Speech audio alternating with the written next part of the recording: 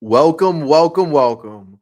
Welcome all back to Dominant Mets Nation. And it's pretty interesting. We got a pretty interesting set of events that have occurred in the last 24 hours, last week, last month. A lot of us right now are wondering what is going on right now in Mets land. What are the Mets up to? We all want that World Series team. We all want that instant gratification. And it's kind of funny that things have transpired. But I just finished watching the Jake Paul fight a little while ago. Pretty disappointed with that. But it just kind of really shows you at the end of the day, at the most important thing, teams, organizations, sports, it's all about money. It's all about money, right? And right now, New York Mets fans are unhappy, or most Mets fans are unhappy because we don't have a product right now that we are confident in terms of being a World Series winner. We're not all confident. And, there's a lot of steps between where we need to be in terms of building our starting rotation, building a viable lineup, a viable defensive team. And today, the comments came out. Steve Cohen, you can really see the frustration, and rightfully so. Is Steve Cohen and the Mets where they want to be? I don't think so. He bought this team 6 years ago. He spent hundreds and hundreds of millions of dollars, and right now we are far, far from being where we want to be, being where Steve Cohen wants to be. And rightfully, fans are upset. Steve Cohen's upset. Everybody's upset. I mean, Mets, it's interesting looking at social media, seeing Mets fans react. A lot of MLB fans right now kind of taking their shot at Mets Nation. And, it's just really not good because why? There's uncertainty. Now you hear Steve Cohen calling, not Mets fans, but, the usual suspects, idiots, right? So when I saw that, it kind of raised an eyebrow. It's a little comical because you're probably taking a shot at the same people who harass you and poke you every day. And I know some people were a bit sensitive because, hey, those are Mets fans. Those are Mets fans. But at the end of the day, I don't think he was really referring to Mets fans per se. But what does it do? At the end of the day, it takes attention off of David Stearns and the building of the team. So at the very least, hey, you know what? The focus is on Steve Cohen. It's not on David Stearns. It's not really on the roster. So at least for a couple days around the holidays, the attention is taken off of David Stearns and roster construction. And, is the payroll going to be minimized? Is it going to be cut down? I never thought so. I mean, right now the payroll is close to $310 million. $310 million, according to Fangraphs. Actually, to be more accurate, the payroll is $307 million, according to Fangraphs. But, I still anticipate a lot of moves to come. I still anticipate that big bat, that big signing. Kyle Tucker, Cody Bellinger. I didn't check if they've signed recently. Hopefully not. But those two candidates still appear to be on the table. We still have some viable candidates that we could acquire from the starting rotation. Michael King, yes, he went off the board yesterday. But again, you just signed Frankie Montas. He got injured. You signed Sean Manaea, who has things floating around in his elbow. Maybe Michael King wasn't the guy to sign when your last couple big pitching free agent signings have been bust, especially with the injuries. You have Kodai Senga, who's got an injury concern past as well. So again, I can understand why you don't want to give 20-something million to Michael King and, a couple extra years. God forbid the guy gets injured. You got to pay him for 3 years. Padres chose to do that $75 million contract with 2 player opt-outs. Little risky. Maybe if it was 1 year and there was only 1 player option after the first year, maybe that's something that David Stearns and the Mets are going to look at. But at the end of the day, you want to kind of eliminate risk. Again, the Montas contract is going to go down in history for one of the worst Mets contracts of all time. So again, you need more certainty if you're going to invest any more money in that starting rotation. We have enough question marks in that rotation. So, okay, Michael King, I understand. But then again, like, where are you going to go? Where are you going to go? Probably the trade market is going to be a more viable way for you to get that certainty. Framber Valdez, old. He's going to be 32 years old. And, that's a guy that as the season goes along, his stuff diminishes. Yes, he's always pretty solid. But again, it seems like he wants way too much money. So again, are we going to question Stearns because he's not interested in these players that have a lot of uncertainty or a lot of injury concerns? I think right now the Mets are operating very stealthy. What they do, you don't really hear beforehand. When they had the Nimmo Simeon trade, you didn't hear it. You just saw it. So I got to imagine right now, me being positive, 1 o'clock in the morning, that the New York Mets are working on a whole slew of things to make this team into a viable winner. And again, expectations may be low. This might be a tough time for, Mets Nation because everybody's feeling negative. But then again, the Mets tend to do better when expectations are lower. So, again, maybe that's not such a bad thing after all.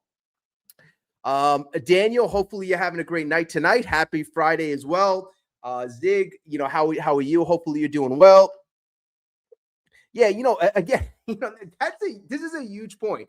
And I remember bringing this up last year saying, hey, Steve Cohen spends almost $400 million a year in terms of payroll and paying the tax penalty. So he pays a ridiculous amount of money.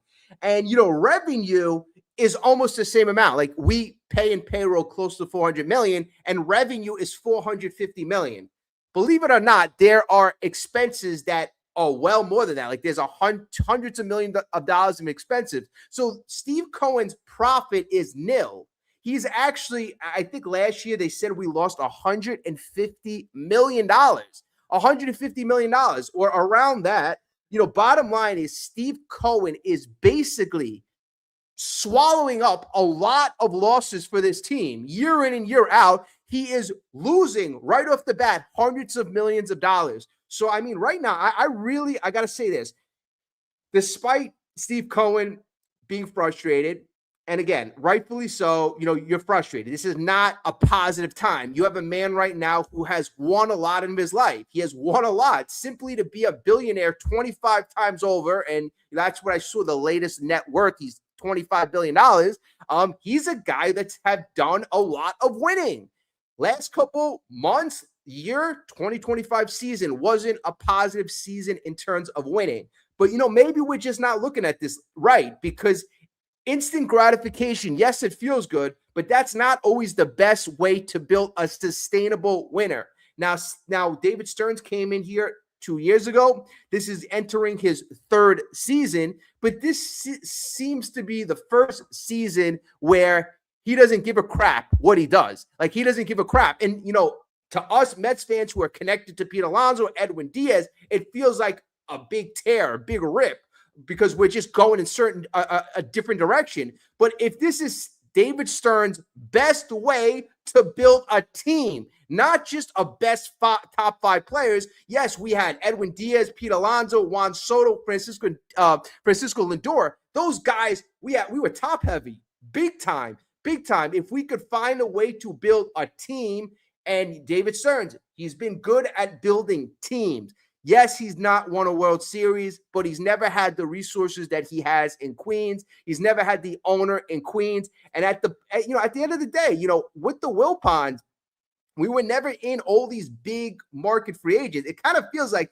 the Mets were in everything and Mets fans wanted everything. And I agree. I wanted everything in the beginning of the offseason, but typically that's really not what happens. You don't get every big free agent. And when you failed the year before, You want to do things different. So we are doing things different. And yes, I would have liked Edwin Diaz. Yes, I would like David Stearns to operate a bit differently. But you know what? At the end of the day, I'm grateful that we have Steve Cohen, one of the richest owners in baseball and one of the most aggressive and passionate owners in baseball. And again, him, referring to some people as idiots, it is what it is. Is it the best move in terms of being a business owner? Probably not the best move, but Steve Cohen, has really all the money in the world, so doesn't have to worry about losing money. And he knows at the end of the day, if the team wins, nobody's going to give a crap what Steve Cohen said on December 19th in the offseason. Nobody's going to give a crap. And like I said, at this point right now, what it does is it takes some attention away from David Stearns and the roster construction. So at the end of the day, Steve Cohen did a service to, I guess, the president, David Stearns, and he put the focus on himself. That's usually what good leaders do. Right now, the Mets right now are going to have pressure to deliver. But right now, whose money is on the line? Steve Cohen. All the pressure right now is on Cohen. It's on Stearns. And, that's why David Stearns right now is doing things his way. And if things aren't going to work out for whatever reason, you know what? At least you want the guy to go down doing things his way.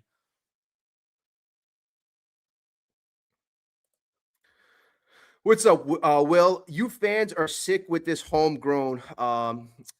Stop with the Yankee crap. You take the best that fit that you're trying to build. Let's go with the third comment. Uncle Stevie was right with everything he said. Yeah, Will. Like I said, Will, I found the comments comical. And the thing is, when I saw that, right, I was a little kind of like shocked because that's not how Steve Cohen usually talks. Usually it's kind of fun banter. But then again, Steve Cohen hasn't commented since September. He hasn't commented since the Mets got knocked out of the 2025 season. So clearly he's frustrated. Clearly in the beginning when he became owner of the New York Mets, he was talking back and forth, better mood. He felt better about the Mets situation. Right now, he knows we're kind of more in a building phase. And you know what? What was our focus this offseason? It's getting kind of good guys in here. Good guys, good, solid, fundamental guys in here. You got Marcus Semien in here. He's one of the captains, former captain of the Texas Rangers. He was a leader. He's a World Series champion. He's a guy that's a good piece to have on a team. Is he overpaid? Probably going to be overpaid.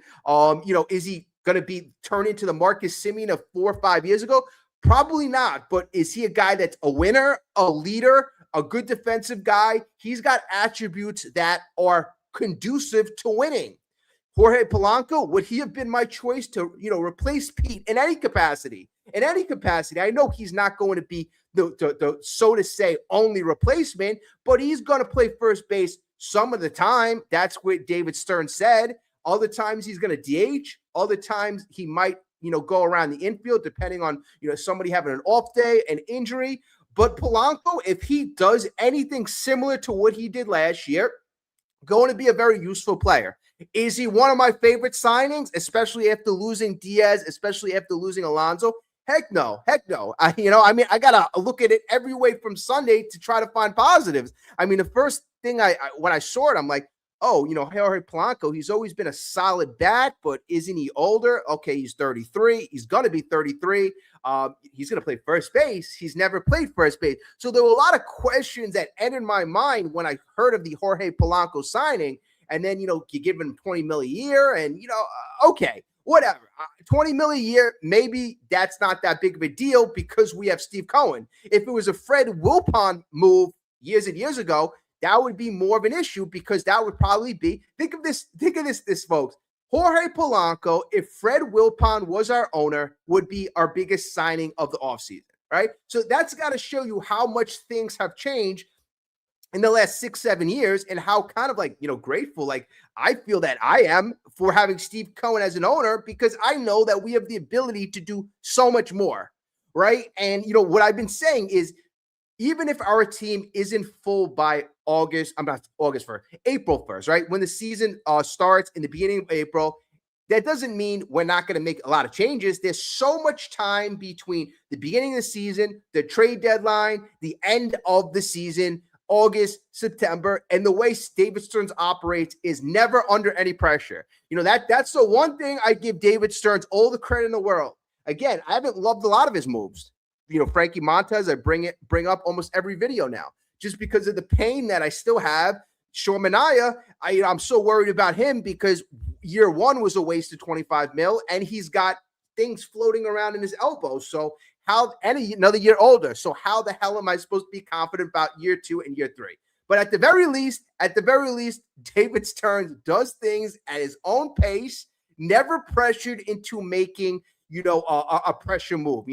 Other teams, I'm pretty sure, maybe asked for Nolan McLean last year. We don't know, but I'm pretty sure, scouts and other teams were asking for Nolan McLean. Think about this. If David Stearns made a trade for Garrett Crochet, maybe some folks would be like, okay, you trade Nolan McLean for Garrett Crochet, okay, maybe they could live with that. But God forbid you traded Nolan McLean for any of those guys in year one at the 2024 trade deadline. That could have been a disaster. And I know at that time, Nolan McLean wasn't as highly touted of as a prospect. But the good thing is, if you look at all the guys we traded away at the deadline, especially this past deadline, they were all prospects with diminishing value. So that's what I do like the way Stearns handles the farm, handles our prospects. He's very adept at knowing which guys are going on the rise and which guys are falling in terms of value. So that is one good thing that I like that Stearns does.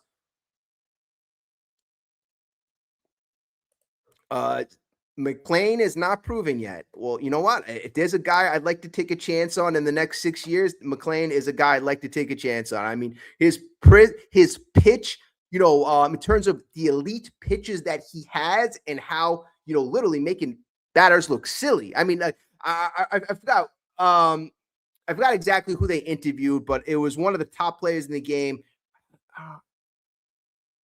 I don't know if it was Bryce Harper or why. I forget exactly, but I remember them interviewing every top hitter after they faced McLean, and almost every one of the opposing offenses literally raved about this kid. And I know it's respecting your opponent, but you got to really look at how McLean is going to be projected. Most scouts, most experts project him to be either a 1 or a 2. I mean, he's got one of the highest values right now out of any prospect in baseball, Nolan McLean. So that's a guy right now that you're going to have confidence in terms of being heading your rotation. Yes, is he 100%, a proven thing? Well, you want to see him pitch for at least a season. I know we had a great stretch in the last 2 months, but yeah, you want to see a little more certainty. But if there's anybody I'm going to have confidence in, it's going to be a guy like that. But we need more. We need much, much, much more. Sproat's a guy who, probably projects as a mid to back end of the rotation, but he's a nice arm nonetheless. Nice arm nonetheless. Our other parts of our rotation, we need some solid, I would say veteran presence that's proven presence. So that's a big part of the objective of David Stearns. And the thing that I'm not going to say I'm worried about, but kind of keeps me up 1, 2 o'clock in the morning is we don't have those pieces in the starting rotation, and that was our weakest part of our team last year. That was our weakest part of our team. So, I mean, that the focus has to clearly be on, acquiring starting pitching in a big way.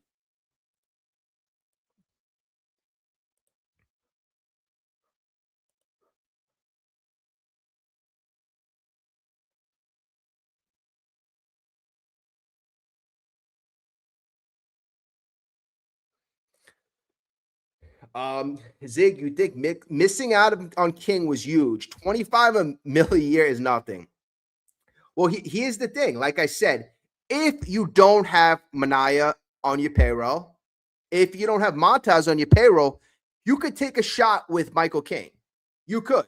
But considering you already have 2 potentially failed starting pitchers on your roster for 2026, I mean, getting a guy who has injury concerns, That's and also too, you have Kodai Senga. So you already have 3 or 4 pitchers already that have all this to potential injury concern on your team. So that's why it's really hard at this point. And again, you can get on Stearns. You could say, oh, Montaz bad contract, Mania bad contract, so you can get on him for making those bad contracts. But we're in this situation right now. We have Mania on the team. We have Montas on the team. So right now is getting another guy that has all that uncertainty in Michael King. And, I was a big Michael King advocate. I wanted him on the team, but I can understand why he wouldn't want to invest that money in a Michael King.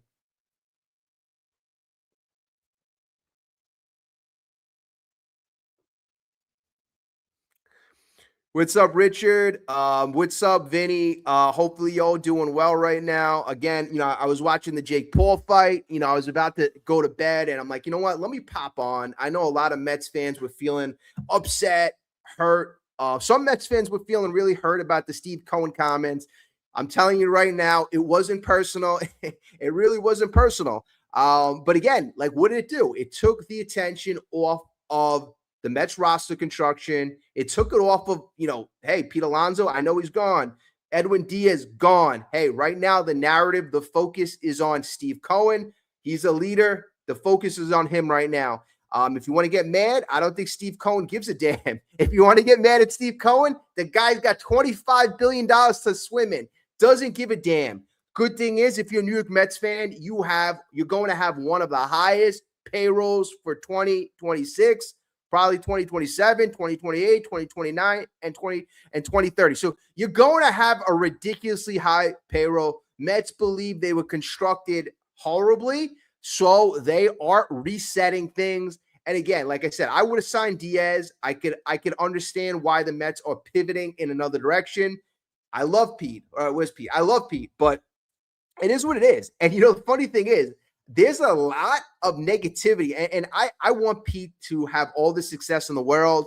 I would have loved to have Pete here. This was his season where he was set to hit 300 home runs.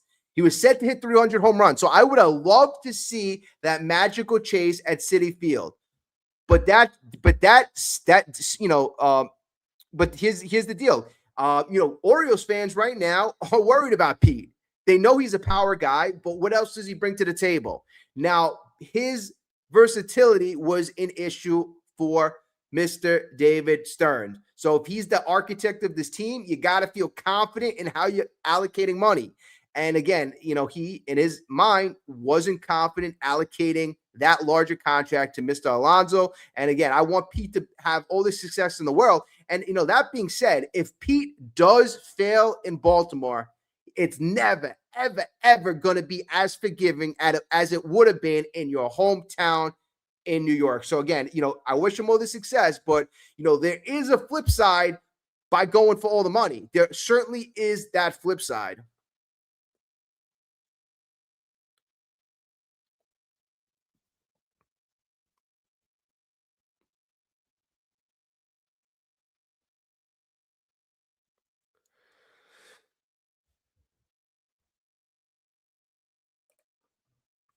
What's up, Master of Coin?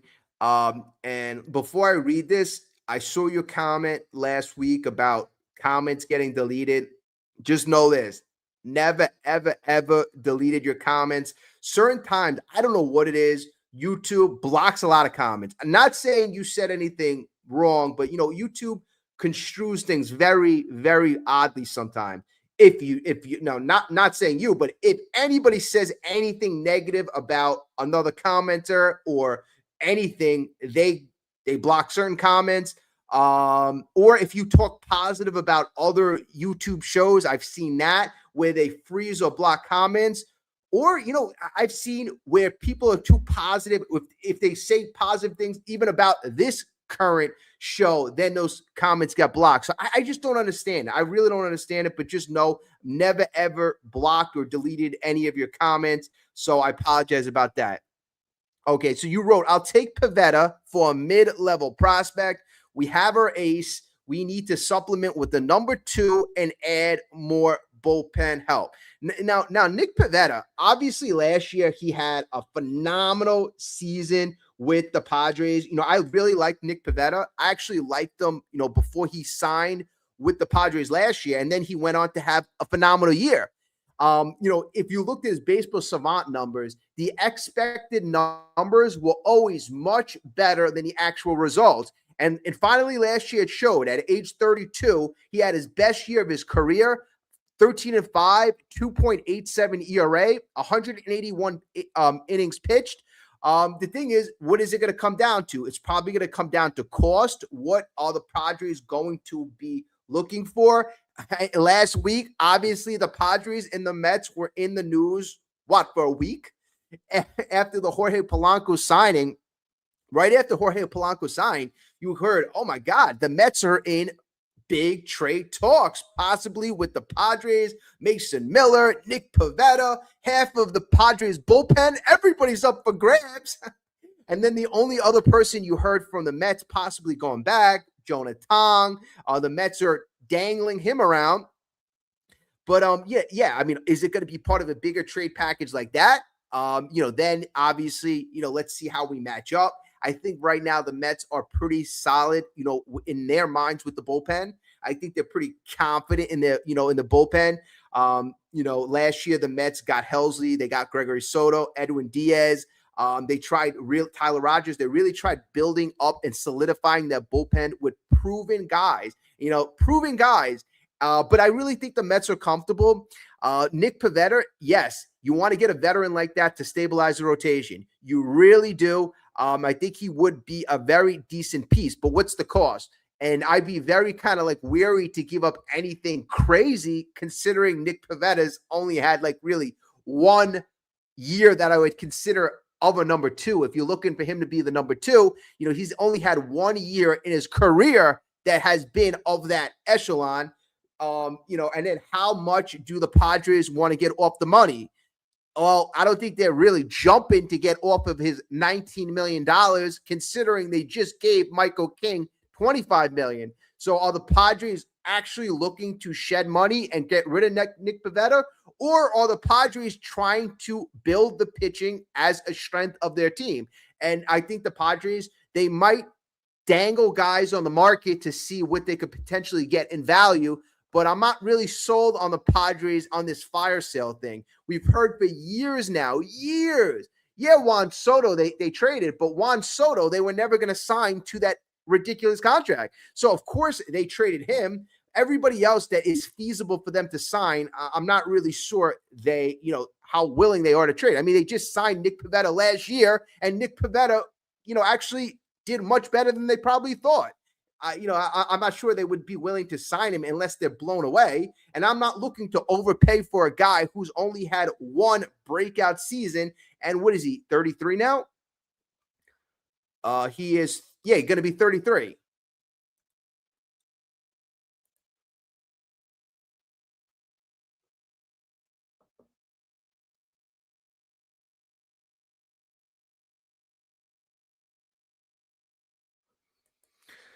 What ace do we have? I mean, we don't really have any proven aces. There's no proven aces on a team.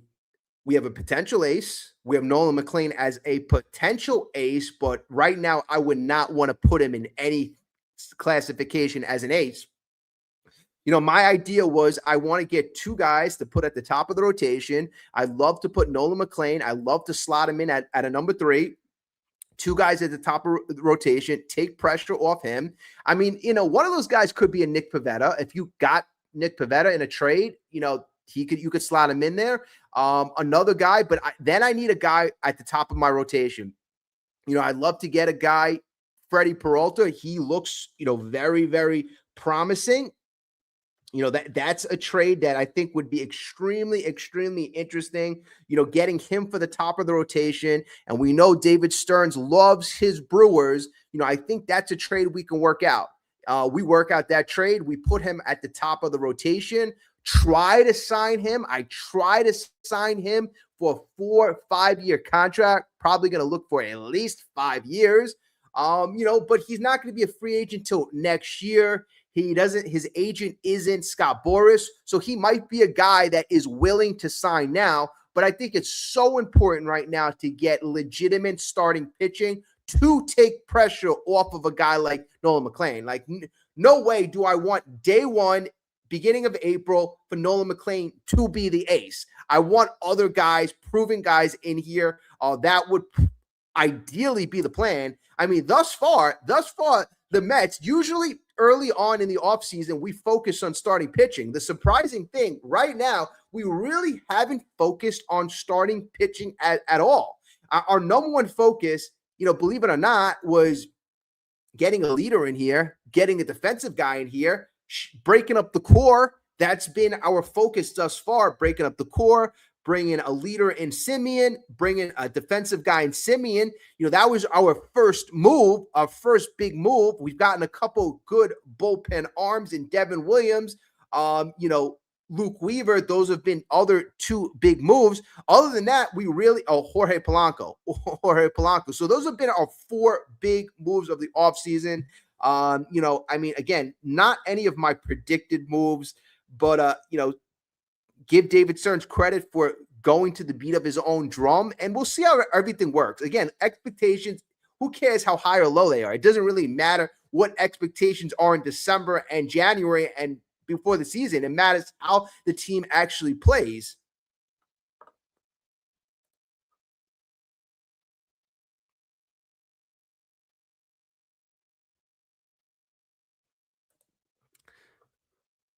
This is never going to happen. Padres, and I'm sure, they probably have Xander included in like 99% of their trades. Pods are trying to pawn Xander's contract to the Mets. It's a team like the Mets, right, who literally were reluctant to go to a fourth year on Diaz, a fourth or fifth year on Alonso. They're never going to take a contract back. Unless, there's situations where you can get Tatis, Mason Miller, a bunch of, the Padres top. The Padres would never do it, but there's no feasible package that you would ever be able to get Xander Bogaerts back. A realistic a package that the Padres would actually want to make. The Padres want to shed this contract in the worst way because you have him signed through his age 40-year-old season, and he's being paid almost $26 million a year. So that's going to go down as one of the worst contracts in a very long time. His production last year was just mediocre. Actually, in his production in the last 2 years, I don't want to say less than mediocre. He had a 1.2 WAR last year, a 2.0 WAR this year, 11 home runs, 53 RBIs. Not a horrible contract, But again, you're not going to get a guy like David Stearns who's afraid of anything over 3 years. And I say that in an endearing way. He's not looking at anything over 3 years right now. So you're not going to take that long-term contract.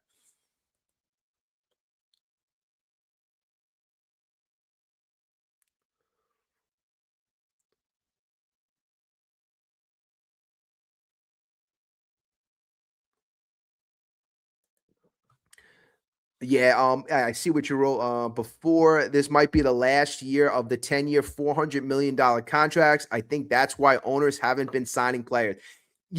There's got to be a guy like Steve Cohen who's built probably a lot of his empire on having a lot of information, a lot of probably, knowing things before we know them.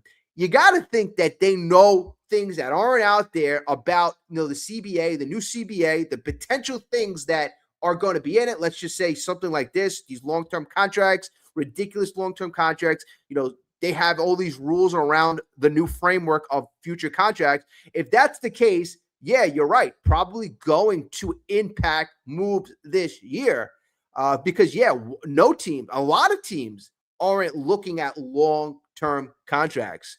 And maybe that's the big thing in nobody trading for Skubal, because apparently Skubal was looking for that long-term contract.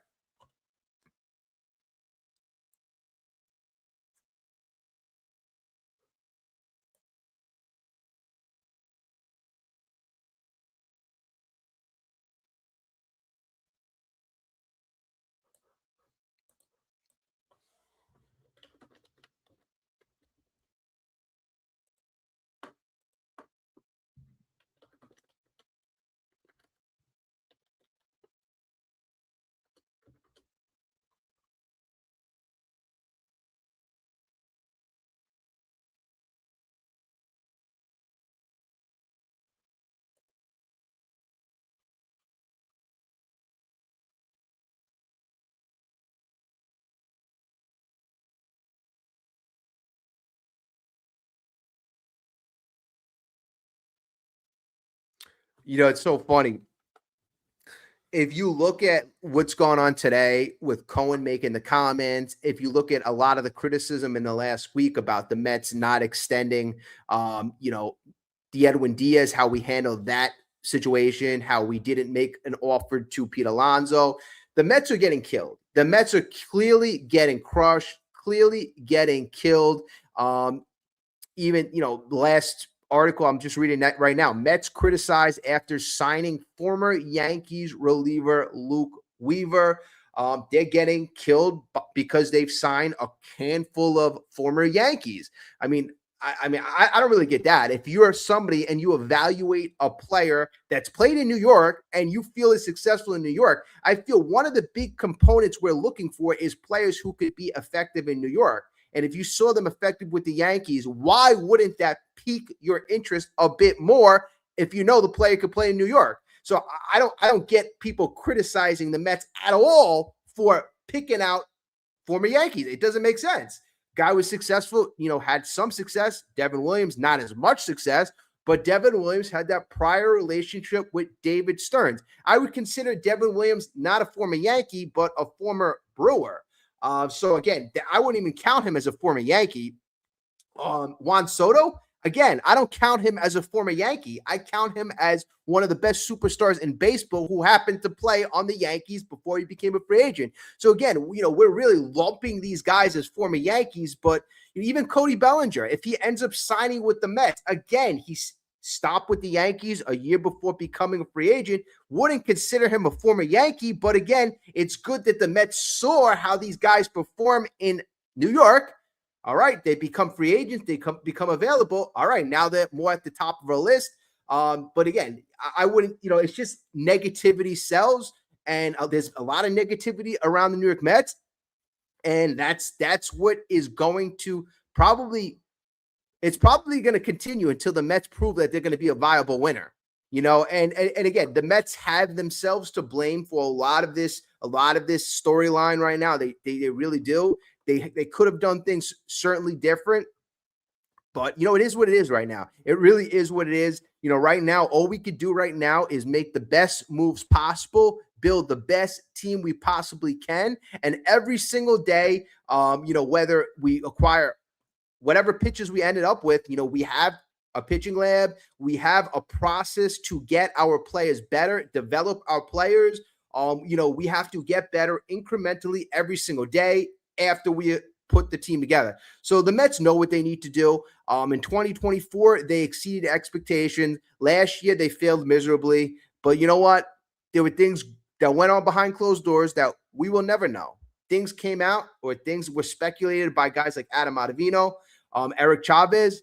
But who the hell cares about what those guys say? Because right now, those guys aren't on the New York Mets. The Mets right now are assembling a team of players who they believe could succeed under pressure in New York, in that clubhouse. And, we know it didn't work last year. So, hey, again, are we going to try the same thing? Are we going to build around players who haven't won? Some players are more well liked, and it feels awkward to build around other players. But hey, if it hasn't worked, I'm willing to be all in on trying something new.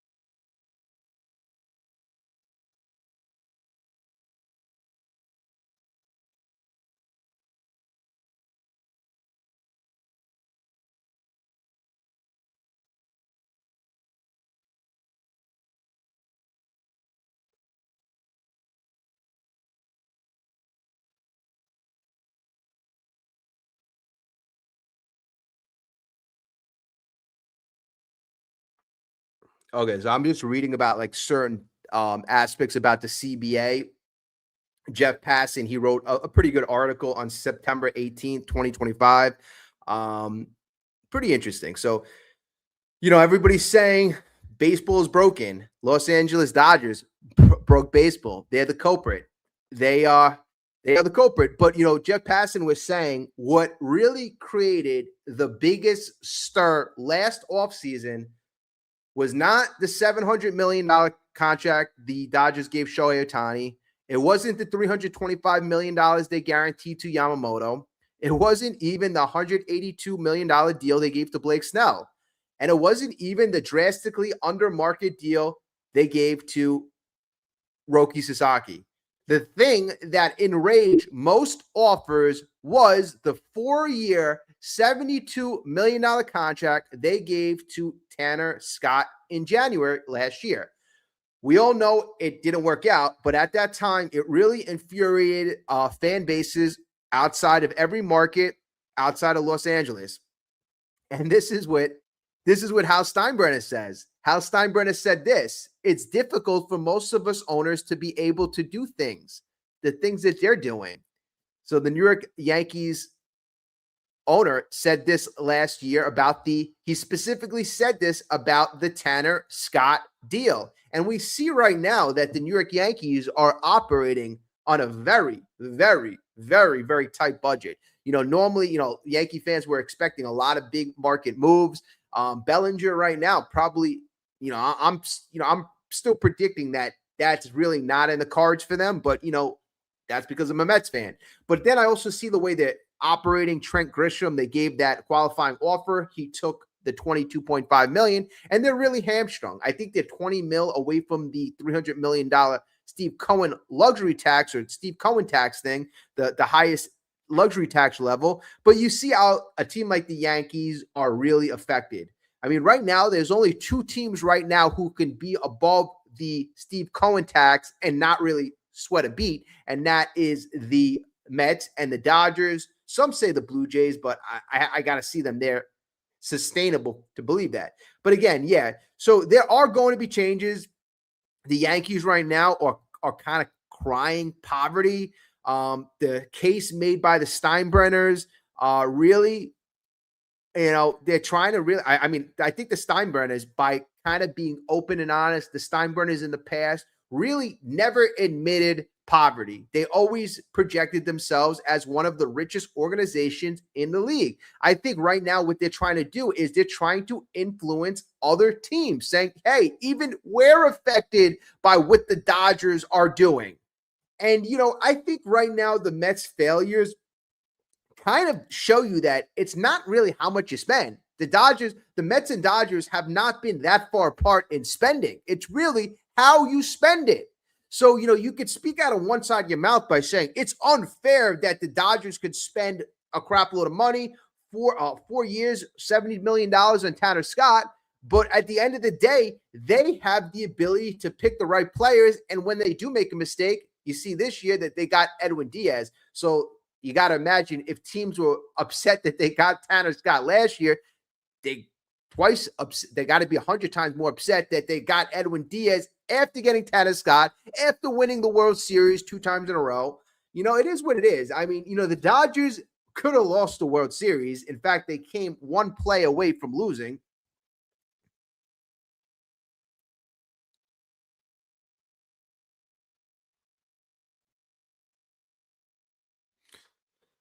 So according to Jeff Passan, MLB does want a salary cap. They do want a salary cap.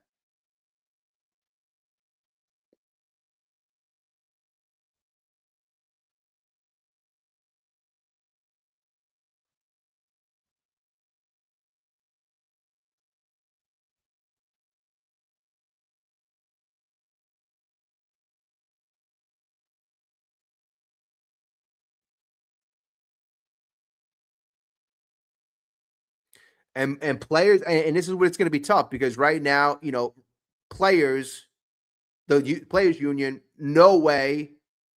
They're saying no way right now. They're preparing for holding out. They plan to refuse any such any such things that regard a salary cap. And the last thing that I see regarding the players union is they're going to be ready for a declaration of war. So I mean, like right now, it doesn't look too promising for a 2027 season. I mean, these comments that I'm reading are from about a month ago.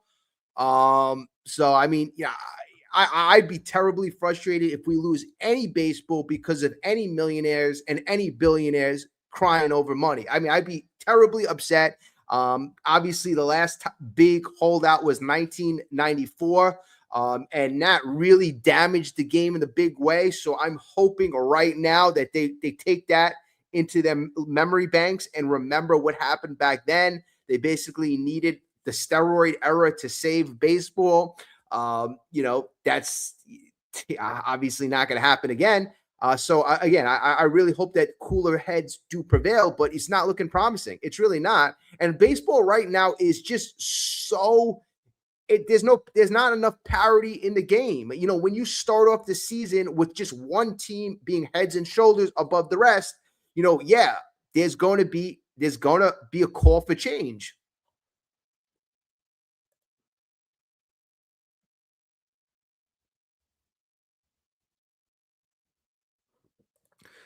And that's another point. Like, what are they going to do with these contract deferrals?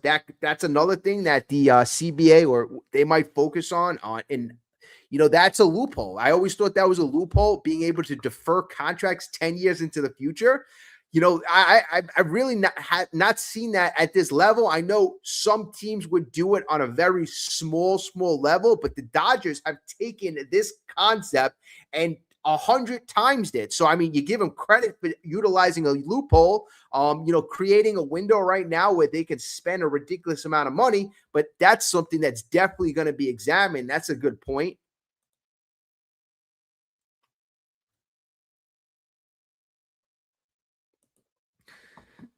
Shaggy, you're right. You wrote, I could have sworn that you took that Alonzo plaque down off the wall the other day. Well, you know what? Honestly, you're right. I did take this Alonzo plaque down. That was a very emotional decision. That was right after we learned that Alonzo would not be signing with the Mets. But at the end of the day, I still like the picture. I really do. And, I give Pete a lot of credit for doing the things he did with the New York Mets. He still was a great Met. I'm going to honor him as a big Met, and I'm still going to have that picture here, at least until I have something better to replace it with. But yeah, I'm going to use that to honor Pete. And, that's it.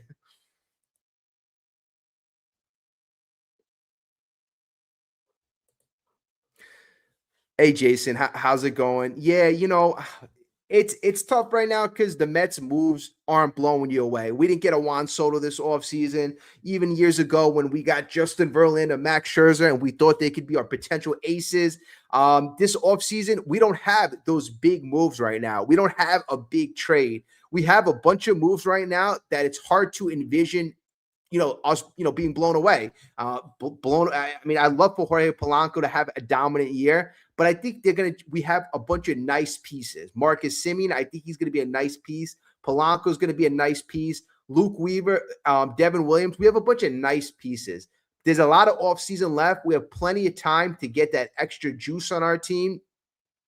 But I think there's one underrated fact that I think David Stearns is going to employ this season, and it's really going to be seeing what we have in our youth. Seeing, Brett Beatty. I think Brett Beatty is going to really turn heads. I really do. Ronnie Mauricio was coming off of an ACL injury the year before. He struck out a lot. He looks silly in a lot of bats, but I still think Ronnie Mauricio is a guy who can at least be a 20-20 guy, play a lot of, a very solid defensive guy. I think he could be a nice piece. So you want to see what these guys could do. Mark Vientos, can he be a full-time DH and, taking his glove out of the defense? Hey, can he focus on just the bat and become the true hitter that we believe he can? Then you got Carson Bench, Jet Williams. So there's a lot of young players. And if we can continue to develop these players the right way, we have the coaches we want here now. Mendoza has his hand-picked coaches. I think that's going to be a huge part of 2026. And then surrounding, these players with the veterans it takes to get the job done. I mean, obviously we're gonna have Soto, we're gonna have Lindor, and seeing else, probably gonna get a couple more veterans. Maybe we get a Bellinger. But again, seeing what we got in these young kids, seeing what we have in these young kids with the pitching staff. I mean, we got a lot of young pitching prospects, a lot of young pitching prospects that are not 2-3 years away. These guys are just on the cusp of coming up. We already saw Tong. We already saw Sproat. We already saw McLean. But there's other guys who aren't far away. So, I want to see all these guys. And Dylan, I'm thinking about Dylan Ross, but David Stearns, he wants to see these guys as well. And even at the end of the day, if it's developing these guys, even if you want to trade them, that also helps as well, raising their value, even if you intend to trade them. Because I know we have a big glut of players in the middle infield. So if you raise Ronnie Mauricio's value, if you raise a Mark Vientos' value to a point where, hey, he's a consistent player, that's also good on the trade front as well.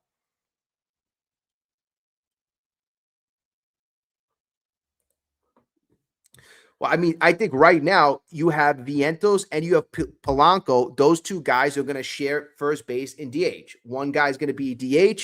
Then you got the other guy playing first base. And those guys can rotate those two positions depending on who's the pitcher that day. Vientos obviously could still play third base. Probably not as good as you want him to play, but, he could play third. He could play first. He could play DH. That's where you're going to see Vientos play. Obviously, he can come off the bench. But that's going to be his role for now. First base, DH a majority of the time, and he'll probably give Beatty a spell here and there at third. Or if, Polanco, he could give Polanco. I know Polanco has more of that middle infield. He's probably going to be a better defender than Vientos. So Polanco could play third base. Vientos could play first. Stearns loves the versatility. He does. I was a little surprised about Polanco, being the first base DH guy. But you know what? We haven't really seen it. So again, we'll get to see it. We will get to see it. Vientos, they're confident that he could play first base. They're confident he could play DH, although you don't play DH. You just do DH. Obviously, just got hit. But that's how we're aligning right now. And then, you have these trade chips opening up. Ronnie Mauricio, I mean, let's see how he comes onto the scene. I got so much confidence in Ronnie. I'm not sure. Maybe he's got such a good left-handed stick. Maybe he should just become a lefty. But Ronnie Mauricio, I've always been a big fan of his.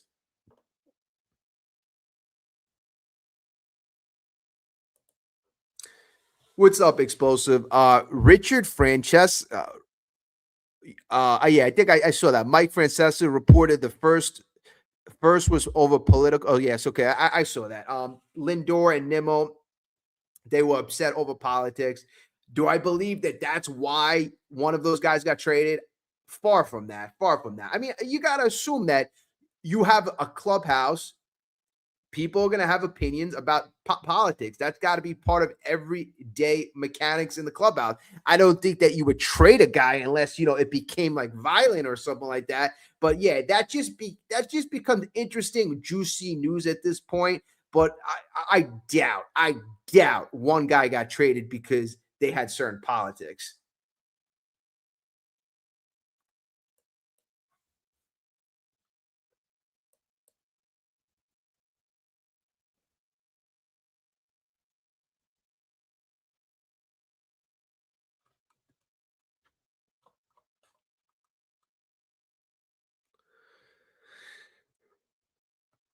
Hey, I see you guys, Jason Master. The reason why I'm not as worried about Ronnie Mauricio, and this is just me. Obviously, I'm not an athlete or anything like that. Is I've had a torn ACL, and I've known a lot of people who have torn ACLs, and we're probably going to see Ronnie Mauricio. I would say the best we're going to see of him is going to be in this upcoming season. It took me a year to get back when I tore my ACL, 24 years old, years ago. It took me a long time for my knee to feel as good as it felt before the surgery. So, the first year coming back, he struggled. In my opinion, he struggled getting back on the field. But I remember before Ronnie Mauricio left, he was playing great and winnable. He was playing, great, having great at bats. I didn't see that. I did not see that when he came back. And also confidence. He probably didn't have confidence back as well. I want to see him a year removed. Look at Ronald Acuna Jr.'s stats. Look at his stats. A year removed from the surgery. In fact, let me read you his stat. So one of the best players in the game, same thing, tore his ACL. And when he came back, he looked horrible running in the outfield. I thought Ronald Acuna was never, ever going to be the same player. Let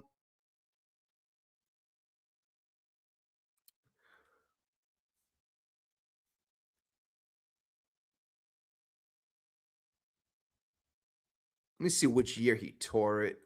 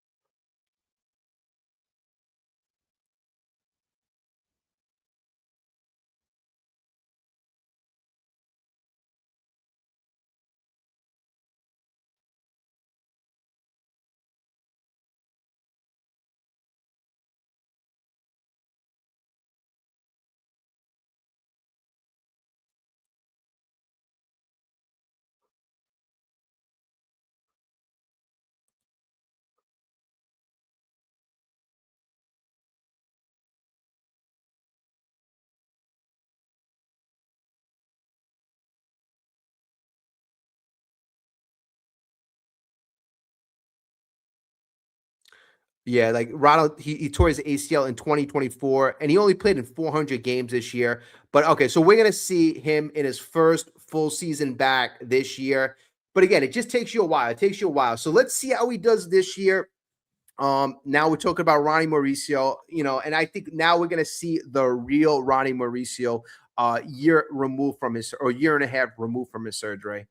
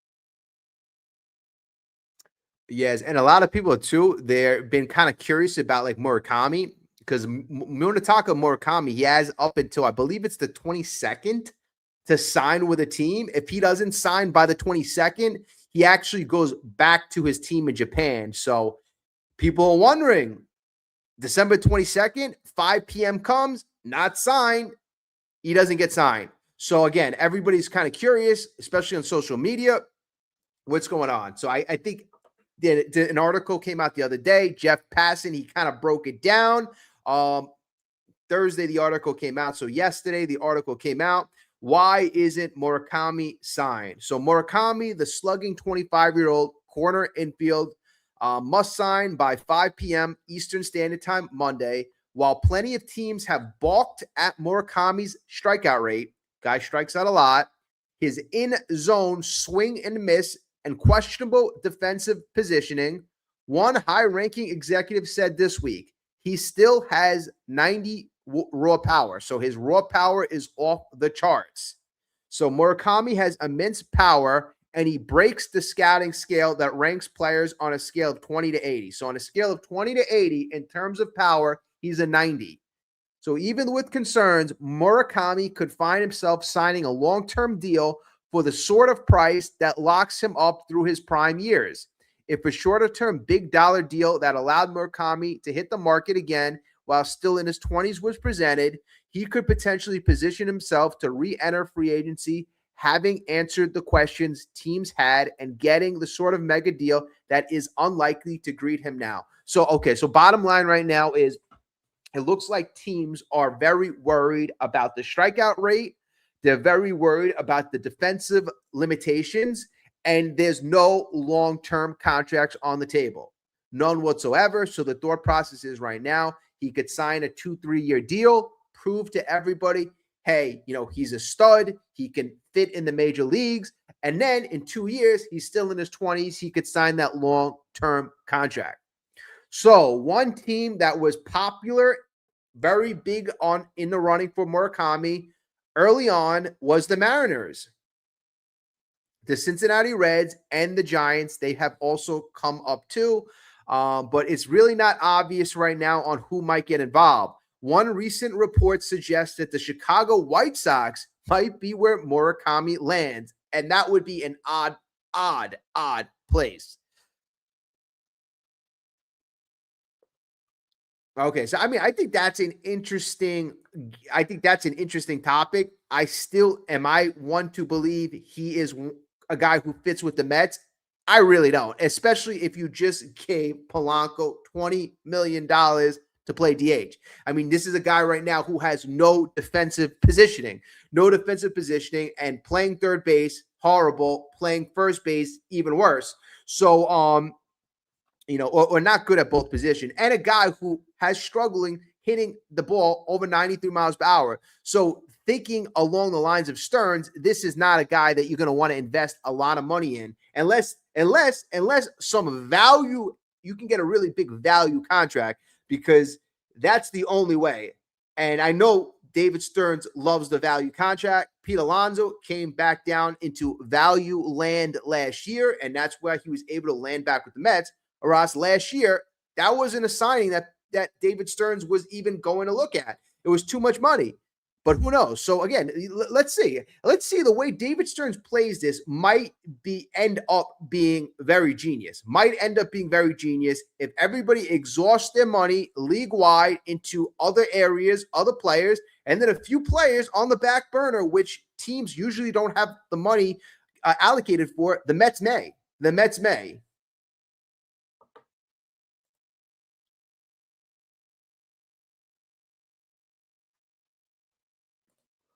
Game. Polanco, Murakami equal 2 left feet on first.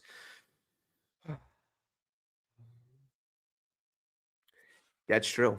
That is true. They both stink. Well, you know what? Polanco, not a good defender, but to be fair, hasn't really played first base that much. First base might be the position he was made for. Oh, Christian Scott. That's another guy that's supposed to be back. Christian Scott is a guy I'm, not really hearing out about at all. Last I heard about Christian Scott is he's going to be ready for spring training. So any big Christian Scott fans out there, hooray, hooray. Christian Scott, and that's a big underdog. Christian Scott is a big underdog. Last I read, I remember he was working on another pitch. So it's going to be interesting to see Christian Scott. Really interesting. And again, that's Mets seeing what they have.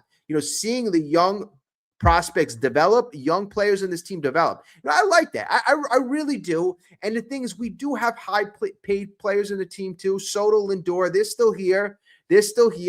And I think this could work out in a beneficial way.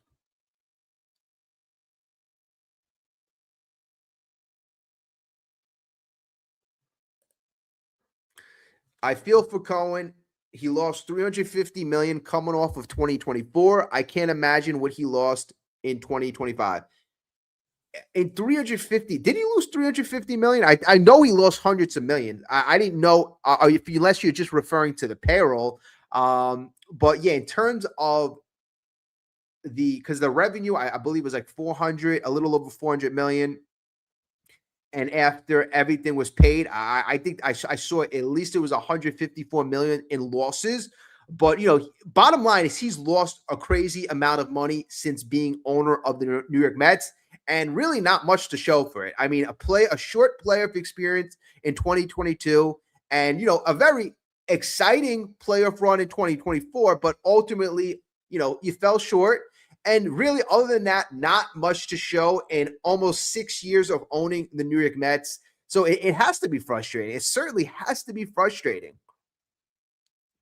And then hearing people saying, "Oh, you're gonna be spending less money. You're not spending enough." I mean, the guy's spending the second most money in baseball, despite losing hundreds of millions each year.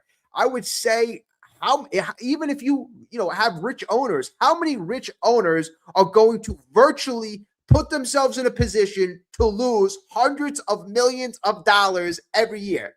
There's no owner in baseball that I think would do that. Here's the thing. I know people say, well, the Yankees spent 300 million. Well, the Yankees in revenue make over $700 million. Do you know that, folks? The Yankees make over $700 million in revenue. So if they spend 300 on their players' salary, they still got 400 million to play with.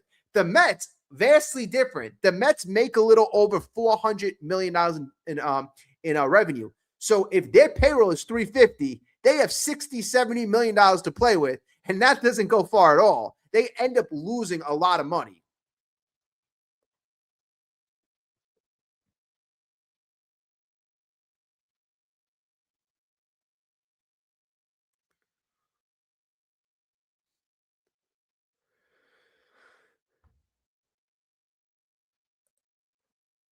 Wow. So MLB has privately told owners that teams lost $1.8 billion last year, led by the New York Mets with about 350 mil in losses.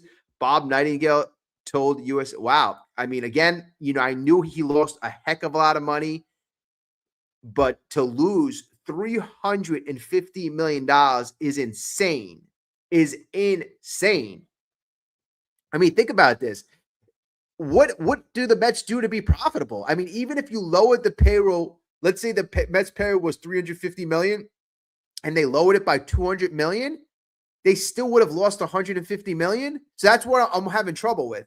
So that means there was no way for the Mets to be profitable in 2024. Like I thought the losses were in the 100, like between 100 and 200 million. But again, I got to check out that article. If that's the case, the Mets, and unless there was something that they owe money to, I mean, that's a ridiculous amount of loss.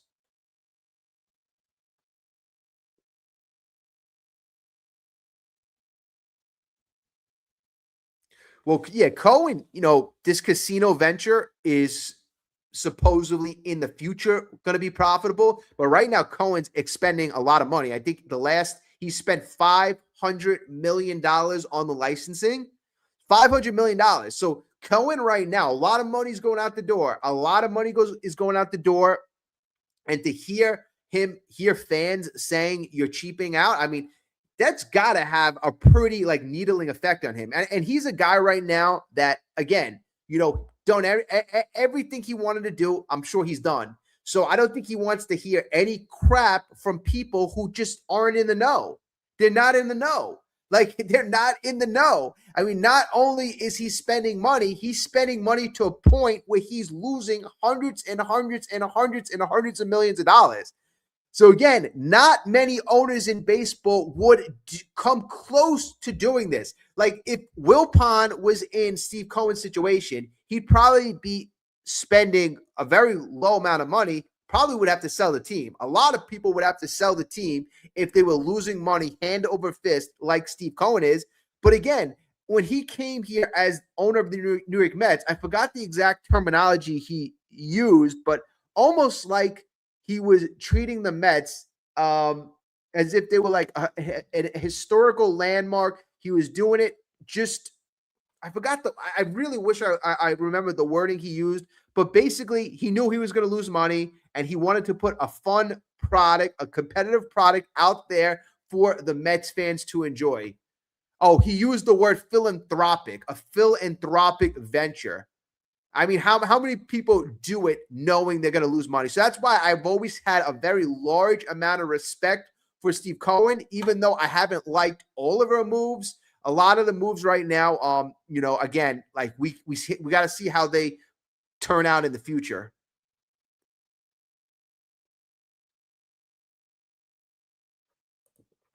See, I don't know about that. Casino won't be built for 5 years. That means the Mets won't compete until then. I mean, like, okay, let's just say that's the case. Let's just say these next 5 years we're gonna write off. There's no way on the fifth year all of a sudden we're gonna be competitive. I mean, don't you think that if people are gonna come from all over, all over the country, all over New York, all over the tri-state area, we're going to want to have a product, a very successful product right in the middle of that. And that successful product, I mean, probably you're going to want to have to be a playoff contender. It'd be nice to have a World Series winner. I mean, that product is going to attract well more. So, well more people, Mets fans, baseball fans, are going to want to enjoy the product as well as go to the casino. I mean, maybe there eventually becomes a point where the casino supersedes the Mets in terms of the destination. But I think from the beginning, you're going to want a popular product. I mean, that's what I would think. But again, Steve Cohen's the business guy. Right over there, you're being built. That's one of the busiest places in New York. I mean, you got Times Square, you got Flushing Main Street, a couple blocks away. So you have one of the busiest locations that you can ever build right where he's building. So, I mean, it's a smart move in that respect.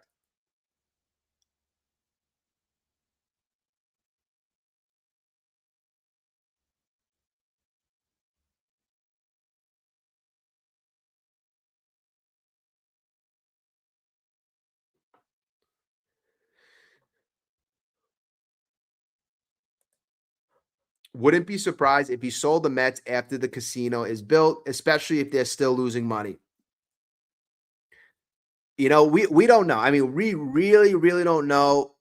Let me see. Steve Cohen is okay. Steve Cohen is 68 years old. He will be turning 69 this year. So he's 69 years old. I didn't even realize he was 69, but so he'll be almost mid 70s by 2030. I mean, is this something that he intends to pass down to his daughter? I would hope so, but even if he does, would his daughter and son-in-law, would they have the wallet that he has? It's a good question. I didn't even realize he was close to 70. I thought he was. I guess I'm referring to him as a guy who never ages because I'm like, oh, he bought the team. He was low 60s.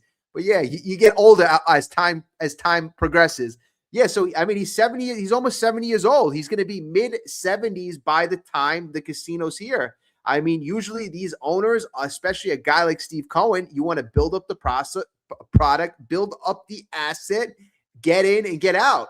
All I could say is right now, as a New York Mets fan, and I've always had this philosophy, we got to enjoy the product. We got to enjoy the owner. We got to enjoy it while we have it. Let's not worry about 4 or 5 years in the future. Who the hell knows what happens? I mean, like Steve Cohen could, God forbid something horrible can happen. Like we don't know what tomorrow is going to bring. Anything can happen to any one of us. So, we enjoy the moment. We have an owner right now who's willing to spend almost more than anybody else. We've never, ever, ever had that in our history. We've had very few times in our history where our owner has spent money. 2006 2006 through 2008, mostly 2005, 2006, when we got Beltran and company. We spent a lot of money in that small era. Then we signed Piazza, and then 91, 92. Not many times in history has our ownership spent the money. Now, consistently from 2020, our owner has spent the most in baseball besides the Dodgers. So again, how long is that going to last? Maybe Steve Cohen's comments today, what gave us something to think about. Like, you idiots, think about it. Think about it. You think I'm going to spend money hand over fist forever? You think I'm going to be here forever? Maybe that was Steve Cohen's frustration. Like, guys, girls, open up your heads. I'm not going to be spending this. I'm not going to be here forever. Nobody's going to be here forever. Enjoy the moment. Enjoy it while you have it. We got Lindor. We got Juan Soto. I mean, like, think about that. Like, just a year ago, we signed Juan Soto. We got Juan Soto. So right now, even building from the youth around Soto, around Lindor, again, we should appreciate that. Not to mention, we have a $300 million payroll. Not to mention that we're probably going to make the playoffs. It's, again, like my big thing is always winning the World Series. And if things happen the way, everything clicks, we probably could contend, but a lot of things have to be put in place first.